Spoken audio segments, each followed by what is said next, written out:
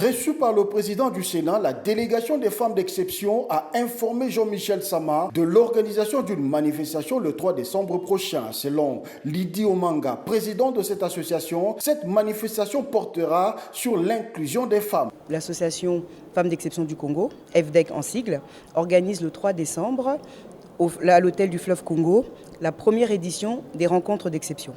Donc cette édition aura pour thème la gouvernance inclusive.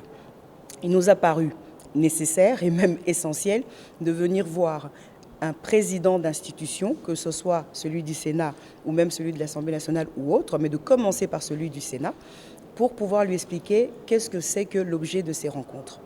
Alors, l'objet de ces rencontres, c'est de pouvoir échanger sur la gouvernance inclusive, c'est-à-dire une gouvernance sous l'angle de l'inclusion des femmes, de manière à ce que demain, nous puissions avoir plus en plus de femmes à des fonctions de responsabilité et de décision. Il est important pour nous de venir échanger avec le président du Sénat parce que, en tant que chef d'une institution où les lois se décident, c'est important pour lui qu'il soit sensibilisé. Ayant reçu l'accord de principe du président du Sénat sur sa participation à cette manifestation, Lydie Omanga a montré tout son satisfecit. Et on est venu lui porter l'invitation officielle pour qu'il puisse prendre part au panel, qui sera le panel d'ouverture, qui est le panel qui est consacré aux institutions. Donc voilà un petit peu ce qui a été l'objet, et il a eu une réception positive.